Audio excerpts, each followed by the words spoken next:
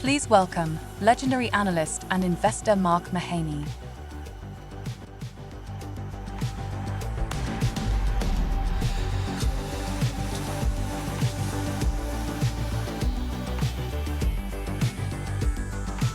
All right, so let's get started here for Avory Idea Day 2024. We're here with Mark Mahaney. He's one of the best. He is one of the senior directors at Evercore ISI. He just entered, the Pro Bowl 2024. I think, correct me if I'm wrong, on the all research team, covering things like internet, small caps, and large caps. I've been following you for a long time, going back to the days of, when Wix went public. You were at another firm at the time, but pretty interesting to say the least. Welcome today. Thanks, You have a John. book out as well. So Nothing but net. there it is in 2022. I think they can find it on Amazon. If not, the team here will make sure that it is, highlighted.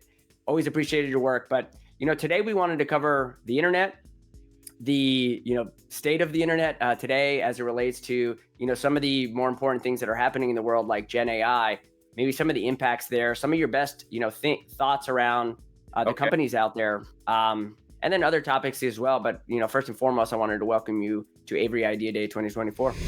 Thanks, Sean. Great to be here. Yeah, so let's kick it off. The state of the internet, obviously that's a pretty broad topic. But someone that's covering it day to day, how are you thinking about the state of the internet as it relates to now and into the future? Well, let's see. We just finished earnings season. I work on Wall Street, so I'm obviously very triggered by anything related to earnings, and triggered in a good way. And Sure. there's kind of three big themes I think I'm seeing in the space, year to date. And the internet, covers. I'm talking about Amazon, Google, Meta, Netflix, Spotify, Uber, Booking, Airbnb, Shopify, Trade Desk. There's a bunch of names in there. We cover me and my team. We're based in San Francisco. There's six of us. We cover almost 40 stocks. We have a very broad view into the economy. I mean, Amazon, Shopify, and eBay, that's $1 trillion in retail spend. Google, Meta, even Amazon's ad revenue and Trade Desk, that's like $500 billion in ad spend. And then Booking, Airbnb, and Expedia, that's like 300 billion in travel spend. So we have a pretty broad view into the economy. One of the first takeaways I have, the three, is that overall demand trends seem actually pretty good. In fact, demand trends at the margin now versus the beginning of the year, I'd argue, are actually a little stronger. And we're talking mostly consumer demand trends, but there's some enterprise in there too.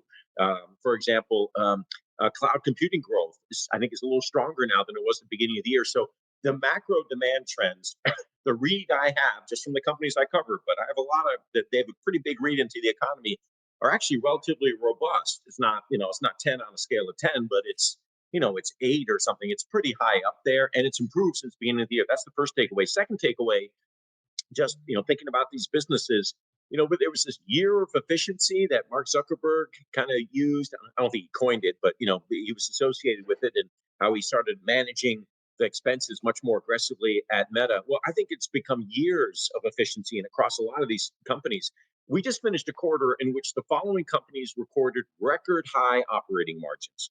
Record high operating margins. Here's the list: Amazon, Google, Booking.com.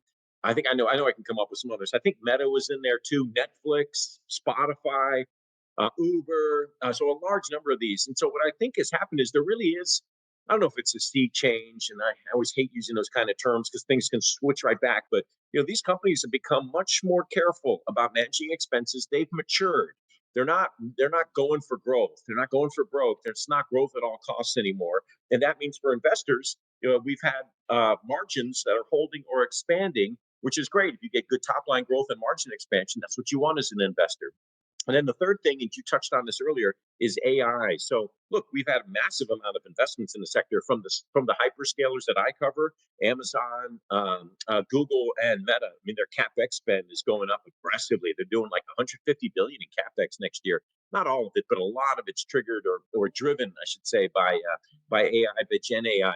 But I'm now seeing, and then we as investors are starting to see more and more data points that suggest you're getting an ROAI, return on artificial intelligence. The number of data points that keep coming up each earnings cycle about companies that are getting 25% efficiencies, like getting more output per engineer, They're using artificial intelligence and machine learning to better personalize their experiences. That's what Meta has done with Facebook and Instagram, and it's led to like 8% increase in people's time spent with Instagram and Facebook. Look, you give Meta 8% more audience engagement, they'll generate more ad revenue for you. Even small companies like Duolingo and Booking, they're using AI and they're doing it to improve processes, make their services more relevant for their customers. They're personalizing them more, and it's led to cost efficiency. So you're starting to see, and AI is going to be a gift that keeps on giving. For this is not going to be a quarter or two.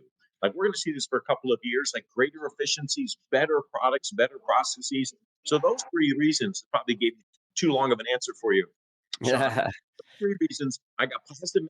I'm seeing these companies really kind of drift into these years or execute on these years of efficiency. And I'm seeing more and more positive data points on AI deployments succeeding in terms of improving products, processes, and costs. And I'm thinking generally, I want to be bullish. I want to stay bullish on this sector. Yeah. Okay. Yeah. No, you packed a lot in there.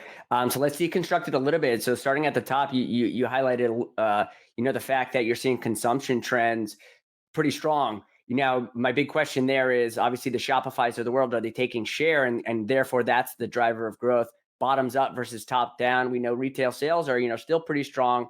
I think Deloitte, KPMG, MasterCard are all like, expecting, 3 to 4% growth in retail sales this year. That's kind of probably the driver of growth for many of these like commerce platforms. But then Uber doing pretty well, Meta doing pretty well. So do you think it's more share shift to some of these more, innovative slash companies over the last couple of years that have been the enablers of, shift to the cloud versus, do you think it's actually a purview into the health of the broader economy? It could be both, right? But, what's your views on that?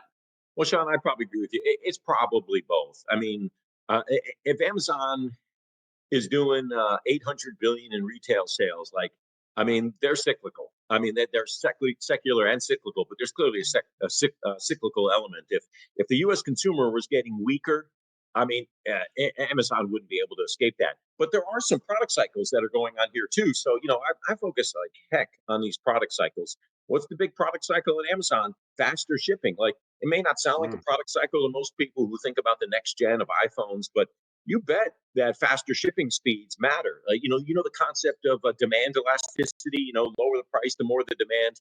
Well, I think Amazon's kind of showing you shipping elasticity. The faster you ship, the faster people shop. I think that's absolutely true. I've done survey work to kind of really test this out.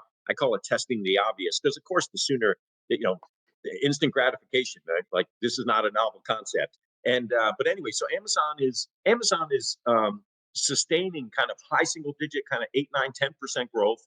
This is not the Amazon of 10 years ago or 20 years ago, but it's still 3x the growth of retail sales growth. But they're doing that because retail sales are generally holding in okay. They're not 10 out of 10, but we're not seeing a fall off in consumer discretionary spend. And then Amazon is also just doing better and better customer service, broader selection, better prices, and they've got this. They're really kind of leaning into faster and faster shipping. And Amazon households, like you could look at this anthill data. Those Amazon households, they get products shipped more to them. More quickly, greater chance of getting products same day. Well, they're doing more of it, and especially household essentials. It's like a big new area that Amazon's really tapping into. So yeah, there's some product cycles in here. So it's macro and company execution reasons. And by the way, best example of this is eBay. eBay has the same overall trends, in terms of macro trends, but they're vastly underperforming. And I think it's just because it's a really poor performing asset, has been for a while. I think they've got structural challenges there. So I think the Amazon eBay contrast kind of says to you, yeah, there's a good macro environment, but the way companies execute against that macro environment matters. Yeah, that makes sense. The fact that eBay is, staying afloat is probably driven by the macro, but someone like Amazon thriving is probably driven by the product evolution. And add me to your survey from the standpoint that I'm definitely one of those that are ordering more frequent. Just in the fact that I can probably get this thing within the next, today between 5 and 10. It always says. So pretty interesting. Going to the second point, I think is really around margins, and we Yes. know what has happened. You kind of had this period of which, maybe two things happened. Number one, you saw private equity kind of pull in the reins, which didn't allow maybe some of these startups to, you know, essentially sell things for free, to, lack of a better term.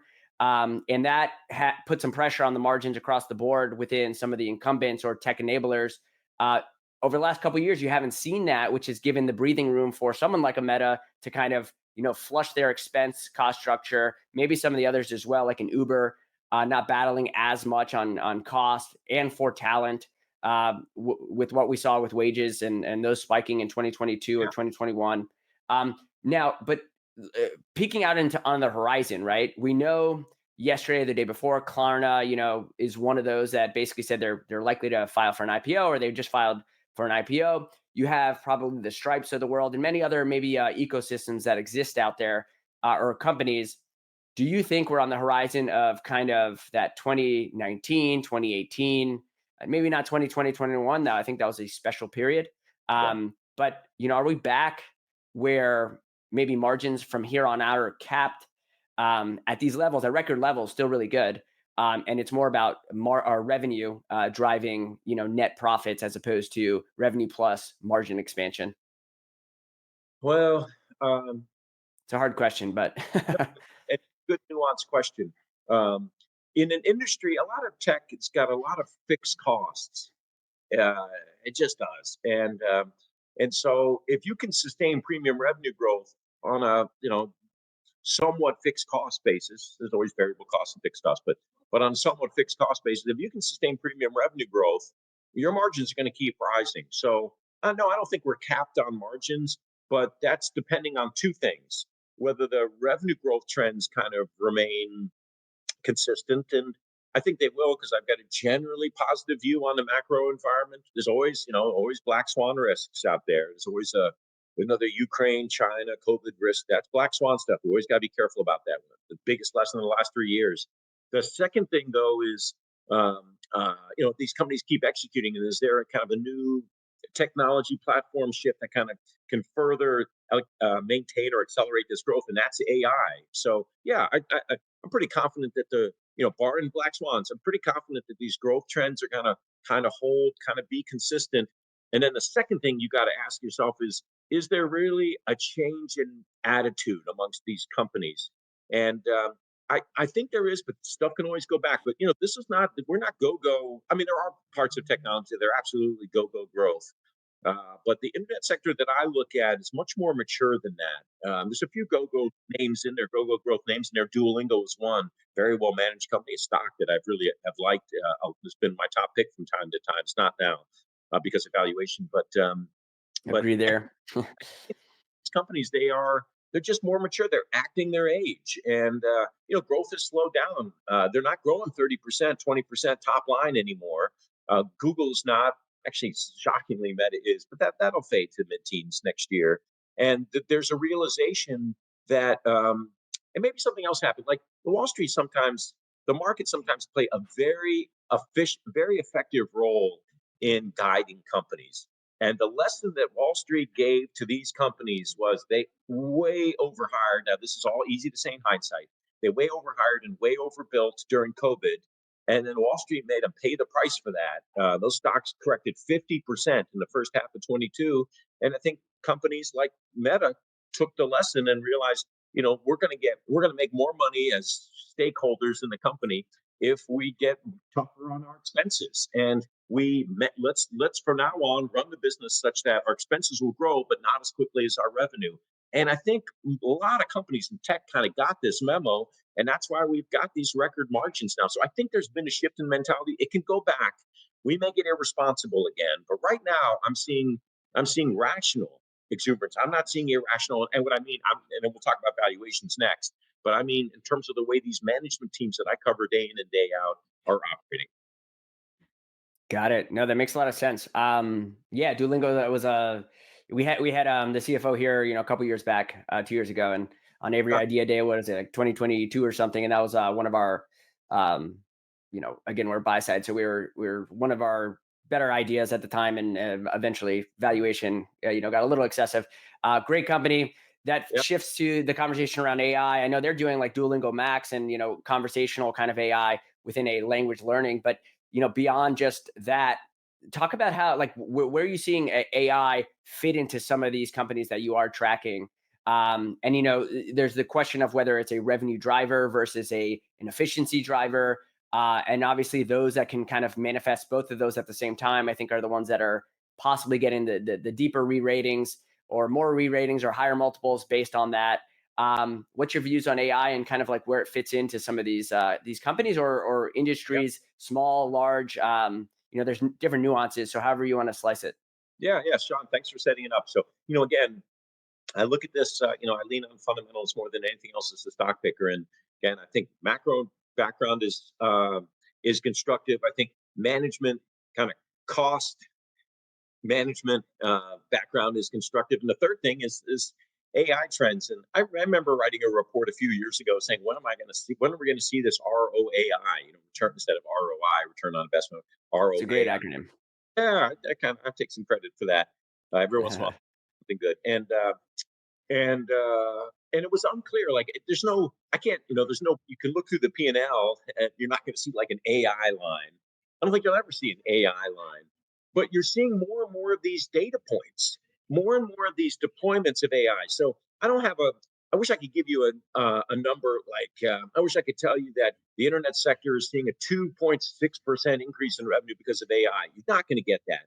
But what you're going to see are these small little examples, and they're going to become bigger and bigger, of products that are being rolled out that are enabled by AI. You mentioned Duolingo. This is a very small example, but it's a wonderful example.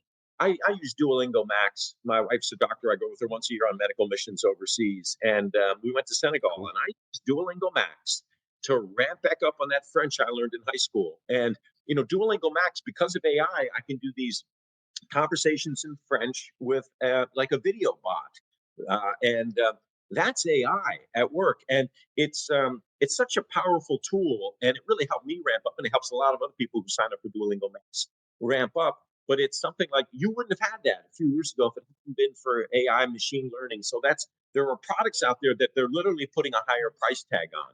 That's one example. Now, other companies are finding that because of AI, they don't need to hire engineers as much. Like the productivity, the amount of code that can be run, that can be generated, that can be tested per engineer is greater now than it was before because they can use AI tools, Copilot, and things like that to do their jobs. And so that's kind of an efficiency point. And then I'm gonna veer off a little bit here. I want to ask you to think about two other examples. Robotics. I don't think that's oftentimes associated with AI, but it should be. And Amazon is starting to really aggressively deploy robotics, and you bet that that's going to reduce the cost to serve, the amount of money and amount of time it takes for them to get those packages off the pallets, run them around their distribution centers, put them in the trucks, get them to your house when you order something. Like, they're using robotics to do this, and at scale, I think that's going to be a great cost savings. And finally, my favorite AI example. I'm out here in San Francisco, and this is Waymo City, and like my Oof. staff and I, we use Waymos. I got a couple of younger people on the team who live a mile or two away from the office, and they use Waymos, get back and forth. And it's just like this. It took them 19 years to get where they are now. That's how long it takes some of these really Wow. great tech innovations to happen. And there's still a lot of improvement that could be done. But like I just love this example. And um, anyway, so that's a little bit of a stretch, in terms of the examples. I think it's going to be really interesting to follow in the public markets. I really hope they come out into the public markets. We'll see. But anyway, I think we're seeing these AI deployments by the largest companies. I think Meta's been able to use AI to improve their ad targeting, so they've helped their advertisers, and to make their service your news feed is now more relevant. I would argue to you, it's more relevant, it's more interesting, more engaging. I may be wrong, but I bet that's the case. And I hope you're watching this. You're probably nodding your head. I hope you are. And and that's look. And Meta gets you to spend more time in the feed and in the reels and in videos and watching stuff that you're just more intrigued by. I mean, I notice it. Like this kind of stuff that's in my news feed now is so much more interesting to me than it was several years ago. And I'm spending more time on Meta, and that's AI. They're using AI to go across the internet, find stuff that's relevant to you, and bring it to you. And more time spent with Meta means more ad revenue. That's why they had almost 30% revenue growth earlier this year off of 100 billion plus ad revenue base. Wild. Wow. So yeah, there are plenty of examples, I think, and I think they're growing. And every quarter, I try to put together this list, and I'll have it in a report I put out to clients on Monday of the latest data points I've gotten. But that list is growing. Nice. Yeah, no, that all those are interesting anecdotes. And to add, you see someone that's like Microsoft with Azure, where I think they broke out the AI compute spend, which I think added like another 8 to 9% of quarter to quarter growth, which was really the driver of the acceleration. So you saw some dollars and cents there. Again, that was more compute resources as opposed to some of the products that you're talking about, which I think are much more interesting than compute resources. Again, to me or to us, just basically highlights that people are spending. The question is, are they getting your term return on AI spend, capital, whatever the acronym was, but it was a great one. ROA. Shifting. There you go. There you go. So shifting to like the here and now, right? We're seeing kind of like this renaissance again, and I think you see this in waves, right? Which is in the crypto space. And I don't mean it to go into crypto land, but I mean to ask about decentralized internet. I'm talking 10, 15, 20 years from now. Have you thought about it? What does that mean? We kind of talked about this maybe 6 years ago when there was the whole wave of decentralization. I'm not sure exactly how that manifests. You have the blue skies of the world and Jack Dorsey's, trying to do, Noster, and I think it's called something else now. But, it's the fact of data going back in the hands of the individual and then the underlying internet, almost like how open source functions. Um, you know, just any generalized thoughts. And I ask that now, just given the fact that Bitcoin's hitting X dollars a day, and it's just a thought. And someone that's been in the space for quite a long time has seen multiple iterations of what's happened to the internet, and this likely seems something that is investors should have on the back of their mind. Well, I'm mostly going to punt on that, Sean. I don't formally cover this space. I'm intrigued enough that I have a tiny, tiny little investment in Bitcoin, just because it strikes me as there's probably a there, but I don't have a strong opinion about the best way to play it and to invest in it. So I'll just let me punt on the rest of that. Sorry. Yeah, no, fair game. I didn't even remotely hint that I was going to talk about that. But I think one thing I wanted to learn a little bit was nothing but net. Like, talk to us about the origin of it. What is your underlying thought there in terms of the book that you have? Yeah, and of course I keep it around. Yes, it's on Amazon. And look, I gave a talk, a speech a couple of years ago where I tried to distill some of the lessons I got from, spending 25 years covering one of the most explosive parts of Wall Street. The good and bad. In terms of tracking Amazon from the way beginning days, and Netflix and Google, and also the companies, the stocks that didn't do so well at times, eBay, Yahoo. And I went through my good calls and my bad calls. You learn from all of it. If you can't learn from your bad calls, then you're in the wrong business. Sure. Like everybody, I've had plenty of bad calls, and I've had some decent good calls too. So I tried to draw some lessons from that and put it in the book, and what to look for. And if I were to really summarize it all in a phrase, it's DHQ. Now, not DQ, that's Dairy Queen, but DHQ is dislocated high quality names. And so my pitch was, and I try to put together a framework for how you figure out what are high quality names, and then I just try to instill in people the patience to wait for them to be dislocated. And usually it's like simple rule of thumb, a 20 to 30% correction. But I try to give more examples than that in the book. And no, so that's what I'm sort of hunting for DHQs all the time. High quality companies are usually very quickly companies that address large TAMs, total addressable markets, have excellent management teams. That's a very hard thing to prove one way or the other. But you can look at track records. I look for companies that have very good and really powerful customer value propositions, and then are really great at product innovation. And so I try to provide a bunch of examples for each of those things, especially on the management team. I'll give you this one quip, which is, when you watch these financial shows or see the ads, they always say, past performance is no indicator of future performance. They always say that. I think that's true, but it's not true with management teams. I find that you find a good management team, and they're successful in multiple different product areas. Like somewhere along the way, Amazon went from being pure speculation, to being an asset that you really should look to stay and buy and stick with in the long term.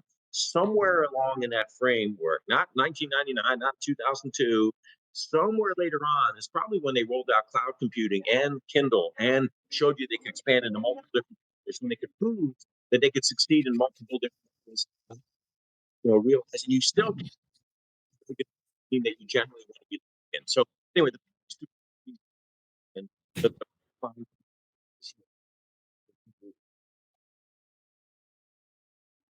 Got it. I'm going to give you a rapid fire here. Off the cusp, and you can answer it if you don't, if you want to. Favorite management team?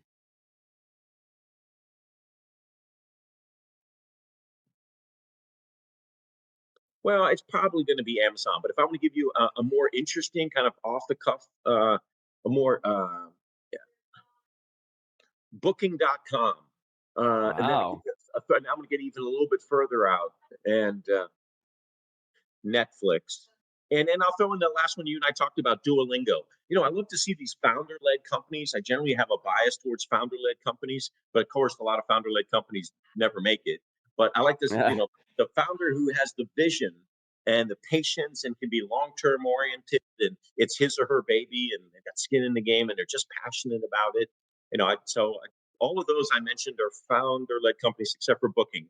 So it doesn't have to be the case, but I like those and companies, and then companies that show that they need to be battle tested. And Booking.com's been battle tested. Look what happened to travel during COVID, in and out of COVID, decimated, recovered. I like to see companies do that, and companies that can roll out multiple different products to show that they can succeed in more than one vertical, and then are willing to acknowledge when they make mistakes and hard pivot. And that, I think, is the example of Netflix, when they kind of ran out of gas in their core subscription business and realized, hey, maybe we always hated advertising, but maybe it's time to start advertising. Lowering the price point and going with an ad supported plan. I think that was tough for that management team to swallow that, but they did, and they quickly pivoted. And within 2 years, they now have a very successful ad supported business that's ramping up. That's half of their new subscribers. So yeah, they acknowledged they made a mistake and they pivoted, and and you had a great chance to buy it on a massive dislocation. So anyway, those are four management teams, and some of the reasons why I like Cool. Next rapid fire question is metaverse or not to metaverse? What is your TBD, totally TBD? TBD. But I will tell you something. Like I want to see these companies. Um, you want to have these. You want to see moonshots. Within reason. You spend a lot of time watching Google waste money on Waymo. But now, are you glad that they invested in Waymo? Yeah. And is the Sure. metaverse the right area of investment for Google? I don't for Meta. I don't know. I'm not sure. In hindsight, they should have renamed the company, but that's okay. And I don't know about. I've got the Oculus devices, and I don't know. My kids and I loved them for about a day. But maybe we're not being I think I creative. got one somewhere around here. But these Meta Ray Bans, like I tried the original Google Glass, and I thought, nah. But Meta Ray Bans, there's a very interesting product that's much more natural.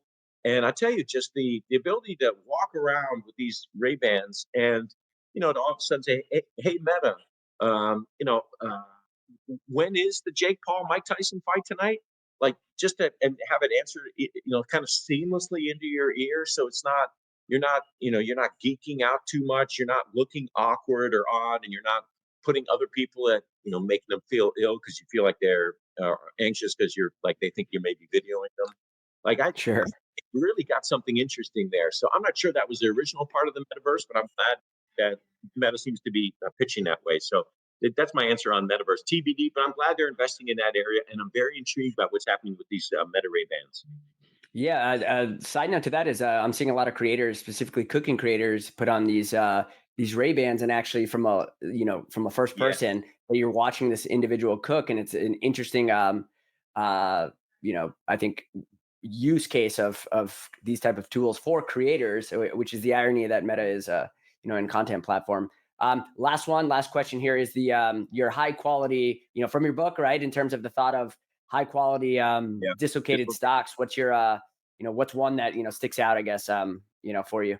Well, we finally get to this at the very end. And truth is, we've had it's a, we're in a bull market for especially for tech stocks, and so I actually have very few dislocated. This is not the beginning of 2023 when I thought there were a lot of I really remember great that. opportunities. So I want to be, like every once in a while, I should be telling you, yeah, there's some Ho hum. interesting things here. I like Amazon here.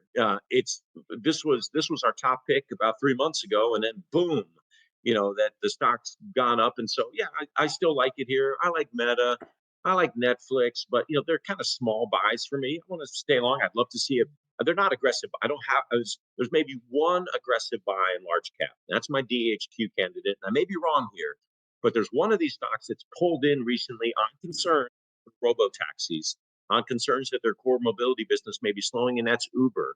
And so the market may be right. The stock's pulled back 20%, but I'm going to take the other side on this. I think it's a high quality asset. Uh, it's it's one that's really starting to ramp up on free cash flow. It faces two really large TAMs, total addressable markets, in terms of global delivery, global mobility, or ride sharing. It's the market leader, global market leader in both of those categories. There's synergies between those two. They're managing costs well, and I think the biggest call I have to make is if we're going to go to robo taxis, is that good or bad for Uber? And the market assumes that it's bad. And I'm going to give you the argument that Uber, as the ultimate demand aggregator, the largest aggregator of ride sharing demand in the world, I think they're actually going to benefit from robo taxis, because I think what's going to happen is a lot of these robo taxi companies are going to put their supply on Uber's network. And you have it on Uber network. And I think what you're going to do, Sean, and I'm going to do is I do it in San Francisco now, but I'm going to be in another city like New York, and I'm going to open up my Uber app, and I'm going to go Uber Black, Comfort, X, Robo. And some people are going to want Black. Some people are going to want X. Some people will never step into a robo taxi. Other people will be willing to spend more for a robo taxi than anything else. That's a small. But I think people are going to pick these options, their option on how long does it take to get to me, and how much is it going to cost to get to LaGuardia, and or wherever you're going. And I think what that means is that for Uber, as the rideshare platform, there's more supply. So there's more ways that they can match the demand in the market. So it's actually beneficial to them. We'll see if that thesis plays out. That's my thesis. And I'm taking the other side of this recent correction. So Uber is really my best DHQ pitch right here, right now. Perfect. Everybody, Mark Mahaney, the Pro Bowler for research. Appreciate you coming on and joining us. Obviously great work as always, and appreciate you coming on and hope to see you soon. Thanks a ton, Sean.